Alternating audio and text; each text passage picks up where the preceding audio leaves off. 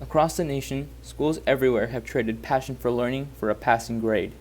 In order to compete with foreign peers in standardized testing, schools have limited fostering deep understanding and love of learning in their student, which is essential to success in higher education, and have emphasized passing surface tests and meeting standardized learning requirements. Thanks to Common Core with the foundation set by the No Child Left Behind Act, standardization of education is cheating us.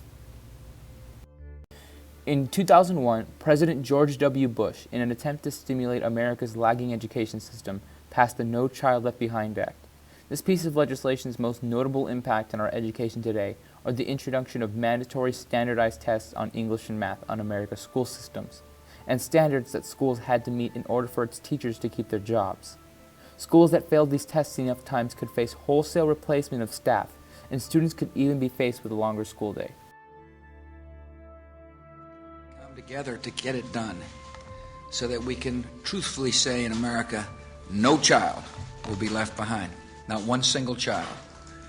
The president's nearly $48 billion education plan includes testing children annually to more closely monitor reading and math skills, rewarding schools where grades improve and punishing failing schools by cutting federal money to districts that don't show progress, and allowing parents of children in public schools that fail 3 years in a row to use tax dollars, government vouchers, to move their children to private schools. But this last part, vouchers, makes Democrats wary. In fact, Mr. Bush didn't even mention it by name. When schools do not teach and will not change, parents and students must have other meaningful options.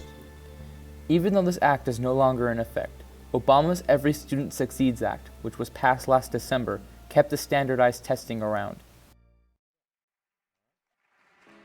We need to teach them that success is not a function of fame or PR, but of hard work and discipline.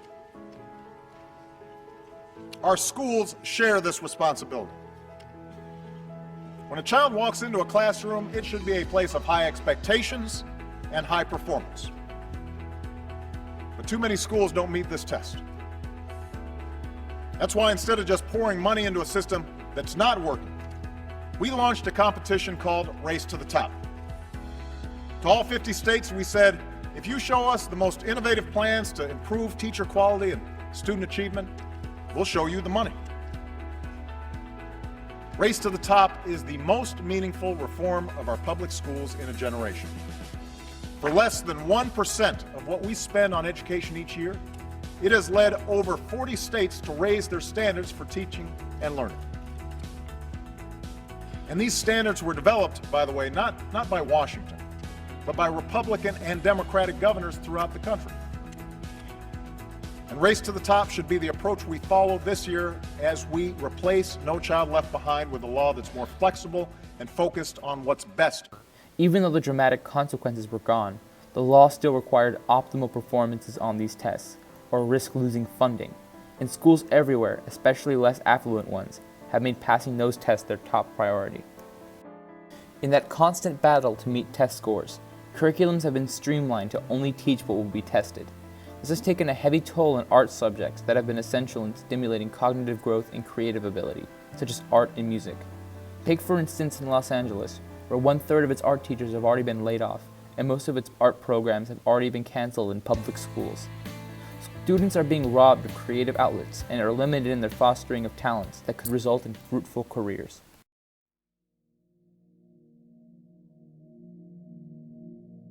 Testing, we'll see how it affects me, but right now what I do find is that the focus is on the academics, more the academic courses, and what's happening with students that are getting counseled as to what classes to take.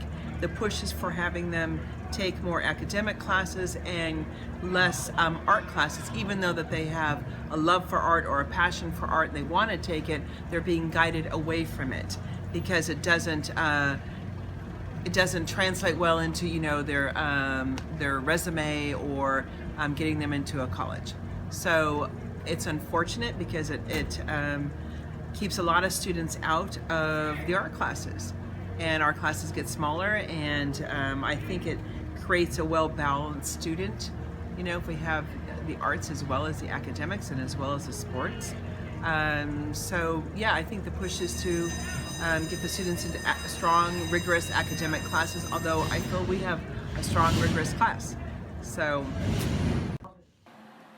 Not only are creative mediums being stifled to make way for more teaching to the test, but as a result of the surface level method that subjects are taught, students are unable to develop a passion for any subject, with academic apathy that severely hinders the drive for learning they'll need to succeed in higher education.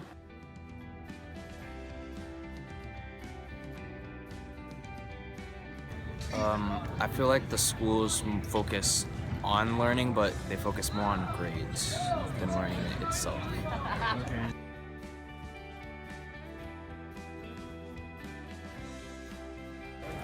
In a way, no.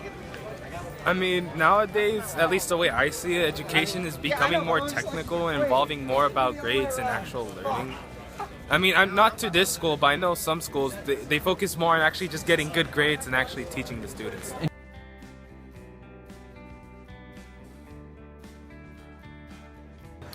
I feel like that would, actually. If I were to go to college where they only cared about passing, then yeah, I feel like that would affect my learning.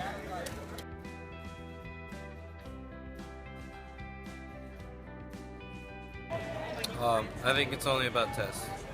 It's not good for deep learning.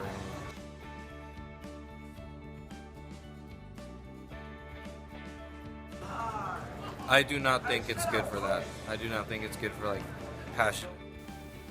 Standardization of education emphasizes base memorization and regurgitation, a more intimate understanding of material, cultivated by teachers utilizing a curriculum centered around thinking critically, as well as inspiring students to ask questions, is essential to driving students to pursue the subject. If students don't truly consider the why and the how of what they're learning, their chances at success in higher education or life in the workforce will suffer, as critical thinking and understanding skills go unpracticed.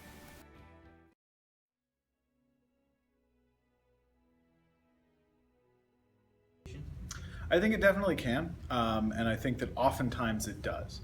And so what are standardized assessments and what kinds of assessments are we using is really the question here. And what is the test testing, right? So most assessment is built on, especially in the social sciences, what is essentially a false premise. And that premise is that such a thing can be thought to exist as a base level knowledge of history, right? And that's simply just not the case, nor is that really what historians do and what being a historian is about. And so historian really is a methodology, and it's a tool set, and it's not just a knowledge base of history. And so oftentimes what these standardized tests are built around is the idea that if a student demonstrates knowledge of a set list of facts, usually contained within a textbook, that they have learned something. Now, this is problematic for several reasons. One, we know through several studies that serious knowledge-based decay begins within 48 hours of the last assessment. So that is to say that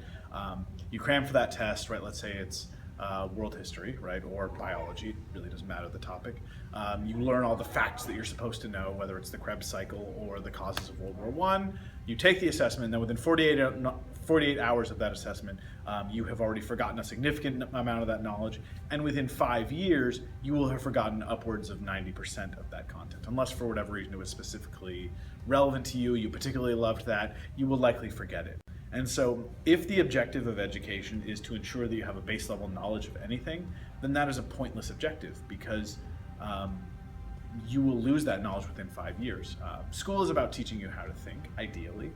All too often, however, we become so obsessed with finding a way to show that one student is better than the other and assigning grades that we forget that the goal should be learning, and the goal should be generating a love of learning and developing the tool set of learning and developing the lexicon of learning. So in my classes, specifically in psychology, because thankfully I don't have an AP that I have to prep students for, nor do I have any other teachers I have to talk to. I am the only psychology teacher here. I've tried to move away from that, move more towards a project-based model where students have sort of 4 summative projects that they have to work on throughout the year, and that's pretty much it. That's their whole grade, because this gives them a chance to interject voice and choice, right? They can pick the content that's meaningful to them. They can pick analyzing, say, a film that they really love, or exploring a topic that they find particularly interesting. And really we're focusing on developing the tool set of psychology and developing the lexicon, but not, right, could my students pass the AP Psych exam? No, they'd probably fail. And I'm comfortable with that. I tend to think that most of those large-scale sort of standardized exams really only test how well a student can memorize and regurgitate, but that's not wisdom, nor is it knowledge. It's just pointless.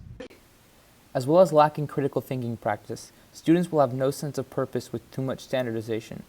Students who know that what they're learning will only be useful on a test will not perceive a purpose to education beyond testing. They will not retain or use information past the exam day, rendering even the regurgitated information learned useless.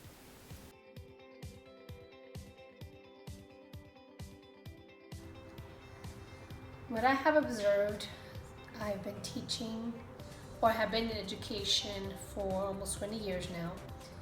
And so I was part of that big shift that happened in 2002 with the No Child Left Behind law, and now with the Common Core being implemented. So what has happened is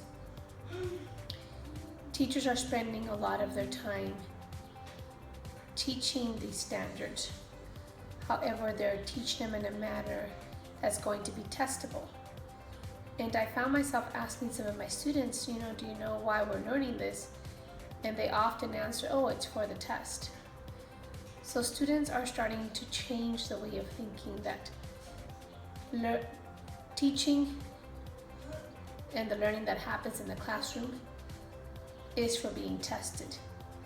They're not making the connections of how that learning is going to help them as learners and how that's going to help change and affect the world in the future. A lot of money has been spent in that because of the standardized testing. That also came along with accountability processes for teachers and principals, where there is sort of a competition now and meeting these standards and getting high test scores. So everything around a lot of the school sites that I've been part of, it's around the test and not necessarily about the art of teaching and learning.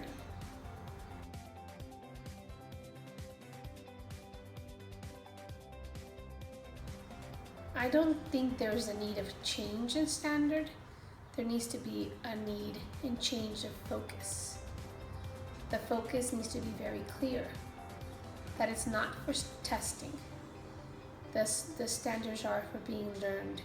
They're supposed to provide a guideline and a roadmap as to what students should know by the time they graduate, but not necessarily should they be always linked to a test.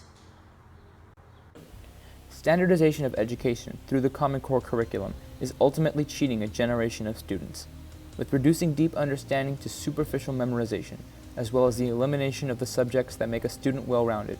This system robs the student of the foundation needed to cultivate a desire and drive to learn. This affects the student in grade school and beyond, as motivation to learn and grow more in knowledge becomes more important as education is pursued. This system sabotaged our past, sabotages our present, and will sabotage our futures.